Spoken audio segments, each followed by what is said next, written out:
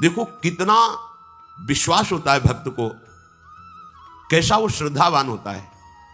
एक राजकुमारी और दूसरी एक जमींदार की पुत्री, दोनों को मित्रता थी। एक दिन राजा के यहां भगवत प्रेमी महात्मा आए। वो संत सेवी राजा थे, महात्मा जन आते रहते थे और महात्माओं का कार्य ही होता है निरंतर अपने प्रभु की सेवा और सुमिरन में मगन रहना। सेवा सुमिरन ये बहुत बड़ी सामर्थ्य है। अगर हम हर समय सेवा और सुमिरन में रहें तो कभी कोई माया प्रपंच हमें परास्त नहीं कर सकता। जहां हम सेवा सुमिरन से अलग हुए वहीं माया का प्रभाव पड़ता है। भगवान का शालिग्राम स्वरूप उनके पास था, खूब भाव से सेवा कर रहे थे और नवीन अवस्था की कोमल हृदय वाली ये दोनों सखियां देख रही थी। इनके मन में आया ऐसे हम भी ठाकुर सेवा करेंगे। देखने से सुनने से हमारे हृदय में प्रभाव पड़ता है। गंदी बातें देखेंगे, गंदी बातें सुनेंगे, उसी का चिंतन होगा, हृदय गंदे आचरणों की प्रेरणा वाला बन जाएगा। अगर हम भागवतिक बातें सुनेंगे, भागवतिक दर्शन करेंगे तो भागवतिक चिंतन होगा, हृदय भागवतिक प्रेरणा वाला बन जाएगा। कई दिन संत भगवान रुके, रोज सेवा कीर्तन कथा, सरल हृदया। उन दोनों सखियों में बात आई कि चल करके संत भगवान से कहते हमको भी ठाकुर जी दीजिए। दोनों ने चरण पकड़कर प्रार्थना की, गुरुदेव हमारे हृदय में भी इच्छा हो रही कि हमें ठाकुर सेवा मिले। अब दोनों बच्चे ही थे। संत भगवान ने विचार किया सेवा पद्धति में बहुत सावधानी की आवश्यकता होती है। अभी ये बच्चे हैं, कहीं सेवा अपराध न बन जाए। सेवा अपराध भी होता है। उपासना में चलने वाले उपासक को सेवा अपराध और उप सेवा अपराध 32 ये 64, इन पर सावधान रहना चाहिए। ये गलती नहीं होनी चाहिए। जैसे आप ठाकुर सेवक हैं, अपने घर में सेवा विराजमान किए हुए हैं। अब जैसे आपको ठाकुर जी के दर्शन के लिए जाना है, जहां तक ठाकुर जी के दर्शन करने के लिए जाना है, हो सके तो पादुका न पहने, नंगे पैर दर्शन करने जाए। यदि आप में ऐसी सामर्थ्य नहीं है किसी कारण से, तो सीढ़ियों में पादुका नहीं पहनना चाहिए। जहां से मंदिर की सीढ़ियां हैं, पादुका उतार कर माथा रखकर सीढ़ी में फिर चढ़ना चाहिए। खड़ाओं या पादुका पहन करके श्री विग्रह के दर्शन करने के लिए जाने में फिर अपराध लगता है। अरे अपने मालिक के दर्शन करने जा रहे हैं, स्वामी के दर्शन करने जा रहे हैं, प्रभु के दर्शन करने जा रहे हैं, तो अपनी कुटिया से और मंदिर तक नंगे पैर जाना चाहिए। ये भावना रखनी चाहिए। भरत जी जा रहे हैं प्रभु के दर्शन करने के लिए, अयोध्या से पैदल ही चले थे, तो सुकुमार चरणारविंद तो बड़े बड़े फफोके छाले पड़ गए थे। वशिष्ठ जी ने देखा, सबने मिलकर भरत जी से कहा पालकी पे बैठ जाइए। तो उनका हाँ, मेरे प्रभु यहाँ नंगे पैर चले हैं और मैं पालकी पे बैठ जाऊं? उचित तो यह है कि अपने प्रभु के दर्शन के लिए मैं जा रहा हूं, तो जहां जहां प्रभु के चरण पड़े वहां मेरा शीश पड़े, अर्थात सिर भर जाऊं। उचित असमोरा सबते सेवक धर्म कठोरा, यहां मैं सर के बल चल के जाऊं, पर असमर्थ हो।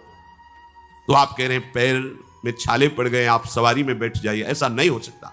तो अपने प्रभु के दर्शन करने के लिए जब जाए तो हो सके, सामर्थ्य हो तो पादुका न पहने, कोई खड़ाऊं चप्पल जूता आदि ना पहने। अगर पहने हैं तो बस सीढ़ी तक ही पहन कर जाए, ऊपर सीढ़ियों की नहीं। इतने सुकुमार मत बनो, ये आग में जलाया जाएगा शरीर, ये गाड़ दिया जाएगा शरीर, इससे ज्यादा प्यार ना करो। अब इतना दृढ़ विश्वास कि ये बच्चे हैं, सेवा भाव कैसे पूर्ण कर पाएंगे? तो उन संत भगवान ने दोनों बच्चियों से कहा कल ठाकुर जी लाएंगे, हम आपको दे देंगे। तो गांव में घूमे तो आसपास गोले गोले से पत्थर मिले, पत्थर लाए 2 और कहा कि ये लो तुम्हारे ठाकुर जी हैं। दोनों को दिया। देखो गुरु वचनों पर और गुरु प्रदत्त सेवा वस्तु पर कितना भाव होना चाहिए। उन्होंने दृढ़ विश्वास किया कि मुझे भगवान गुरुदेव ने दिया, ये भगवान है मेरे। दोनों ने अपने हृदय से लगाया। अब एक जमींदार की पुत्री थी, एक राजकुमारी, स्वर्ण के सिंहासन में, और उनका नाम रखा शिलपिल्ले ठाकुर। शिल मतलब पत्थर, तो उनका तुम्हारे ठाकुर का नाम शिलपिल्ले गोविंद है। दोनों सिंहासन पर रखकर आराधना करती, भाव प्रतिपल बढ़ता गया, नाम निरंतर जप। गुरु प्रदत्त ठाकुर पर विशेष चमत्कार हृदय में प्रकट होता है यदि उन्हीं की नियमावली से चलो। अपने मन से बाजार से खरीद लाए, विराजमान किए हैं, कभी सेवा की कभी नहीं की, वो भी अच्छा है, कम से कम भागवतिक भाव तो है। लेकिन सिद्धि जो प्राप्त होती है वो गुरु कृपा से, गुरु प्रदत्त ठाकुर से। जैसे धन्ना जी को भांग के बट्टे में ठाकुर जी प्रकाशित हो गए, गुरु प्रदत्त।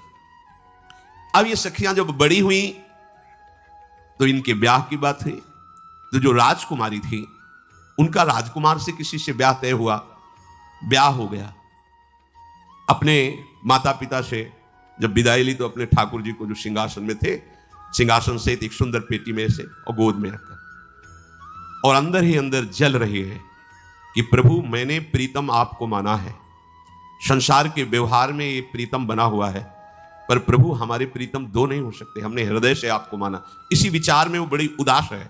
पहले पालकियों में ऐसा राज सैनिक चल रहे हैं, पालकियों में वो बहू जा रही है और राजकुमार घोड़े पर। राजकुमार बार बार पालकी के समीप जाता, दर्शन करने की इच्छा होती है ना, तो उदास देखता, मन में बड़ी गिलानी हुई। उसने कहा, एक नदी थी, उसने कहा यहां हम थोड़ी देर विश्राम करना चाहते हैं, राजकुमारी की पालकी रखी जाए और सैनिक दूर खड़े हो। तो राजकुमार वैसे ही आज्ञा हुई। तो बात करना चाहते हैं, पर वो ना देखती है और ना बात करती है, और इतना सुंदर रूप, क्योंकि ब्रह्मचारिणी और भगवत आराधना। अब उसके हृदय में जलन हुई कि ऐसा क्या है जो हमसे बात नहीं कर रही। बस बार बार ऐसे पिटारी खोल के ऐसे ठाकुर जी को देखती। नाम जप और सेवा के प्रभाव से वो सिल नहीं रह गया था, वहां उसको सांवरे श्याम सुंदर की झांकी मिलती थी। जब अपने शिल्पिल्ले ठाकुर जी को देखती तो ललित त्रिभंगी श्री लालजू महाराज श्याम सुंदर दिखाए, अत्यंत आसक्ति। गुरु प्रदत्त किसी भी शब्द में, किसी भी वस्तु में दिव्यता होती है, बस हमारी भावना होनी चाहिए। अरे बोले ये हम नहीं दे सकते, ये गुरु प्रदत्त है, नहीं हम प्राण दे सकते, लेकिन ये नहीं। जिसका गुरु वचन पर, गुरु प्रदत्त वस्तु पर, गुरु प्रदत्त ठाकुर पर दृढ़ निष्ठा हो गई, वही सिद्ध हो जाता है। अब उसने समझ लिया कि पिटारी में जो कुछ है यही हमारे और राजकुमारी के बीच में बाधा है। दो चार दासियों को बुलाया और कहा इनको बातों में उलझाओ, पिटारी पीछे हमें दो। और प्रवीण दासियां उनको विनोद भाषा में, हंसी मजाक में बात, लेकिन वो उदासीन। धीरे से गोद में पेटी थी, ले ली, हम लिए हुए हैं, आप बातचीत में सारा, और पेटी उनको दे दी। राजकुमार ने राजकुमारी से कहा यही पेटी तो हमारे आपके बीच में बात, फेंक दी नदी में। अब तो जो उसके हृदय में पीड़ा हुई, भारी व्याकुलता। अब राजकुमार सैनिकों के साथ तुरंत पालकी उठवाई, मैं ले गया, पर वो आसक्त है, इतनी सुंदर राजकुमारी, क्योंकि भागवतिक तेज से संपन्न में आकर्षण होता है। राजकुमारी ने कहा यदि हमारे ठाकुर नहीं तो मैं नहीं, आज से अन्न जल त्याग, प्राण त्याग दूंगी अगर हमारे ठाकुर जी हमारे समीप नहीं तो। आज से एक बूंद पा, कैसे पिए, अपने ठाकुर को भोग लगा के पाला है और ठाकुर जी फेंक दिए गए। भारी व्याकुलता, जैसे मीरा जी कहते दृश्य बिन दुख न लागे, नहीं, न रात में नींद है, न दिन में अन्न जल है, व्याकुलता। अब भयभीत हो गया राजकुमार। पूरा महल इस विषाद से हो गया कि अगर नवीन राजकुमारी प्राण त्याग देती है तो क्या होगा लोक समाज में, कि अभी नवीन राजकुमारी गई, ये लोग ऐसे निर्दयी हैं कि ऐसा व्यवहार किया कि उसने प्राण त्याग दिया। राजकुमार घुटने में आ गया, घुटने टेक कर राजकुमारी से कहा मैं तुम्हें दुखी नहीं करना चाहता, पर मैं तुमको छोड़ भी नहीं सकता। अब हमें आप वो उपाय बताओ जिससे आप मुस्कुरा दो, आप प्रसन्न हो जाओ। तो उनका, हम अपने ठाकुर के बिना जीवित नहीं रह सकती, यदि आप हमें जीवित देखना चाहते तो हमारे ठाकुर जी ला के दो। हमारी भागवतिक निष्ठा ऐसी होनी चाहिए कि जो गुरु जी ने मंत्र दिया है, जो गुरु जी ने उपासना दी है, उसमें दृढ़ विश्वास होना चाहिए। हमारे अंदर किंचन मात्र फिसलाव नहीं होना चाहिए। और आगे जो महामहिम सूत्र है, जब तक हमारा मन प्रभु में समर्पित ना हो जाए तब तक पाप होने की संभावना होती है, बड़े बड़ों से चूक हो जाती है।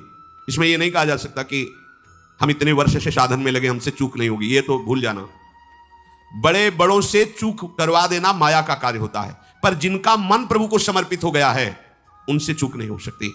इसलिए जो अगला सूत्र वर्णन किया कि जितने भी पापाचरण होते हैं वो सब मेरे से होते हैं, ऐसा उपासक दृढ़ निश्चय करे। ऐसा नहीं कि पापाचरण भगवान से, भगवान करा रहे हैं। जैसे लोगों का एक प्रश्न होता है कि जब सब कुछ भगवान करा रहे हैं, भगवान की इच्छा के बिना पत्ता भी नहीं हिलता, तो जो हम पापाचरण, गलत आचरण, वो भी तो भगवान ही करा रहे हैं।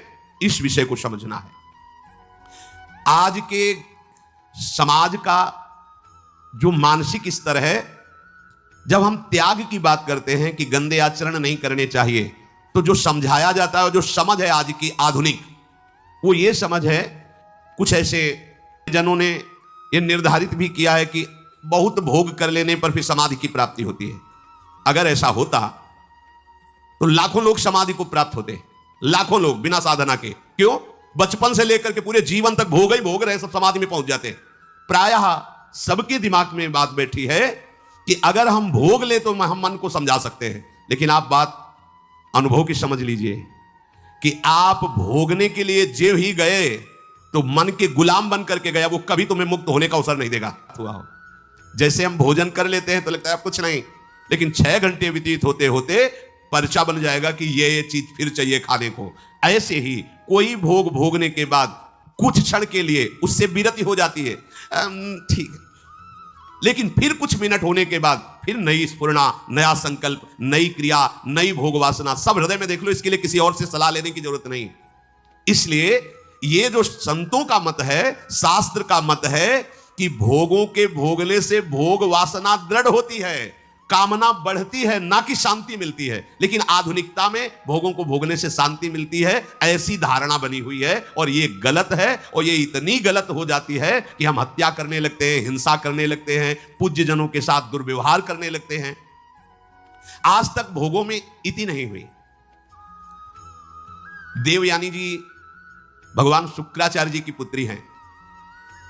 वो इतनी सुंदर हैं कि कोई अप्सरा भी उनसे होड़ नहीं कर सकती, क्योंकि भगवान शुक्राचार्य की पुत्री जितेंद्री, पवित्र, भगवत आराधन संपन्न।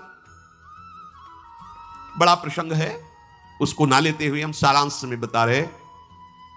वृषपर्वा की पुत्री शर्मिष्ठा, ये असुर राजकुमारी है, दैत्यराज वृषपर्वा उनकी पुत्री शर्मिष्ठा, और दैत्य गुरु भगवान शुक्राचार्य उनकी पुत्री देवयानी बड़े समाज के साथ जंगल में गई हुई थी।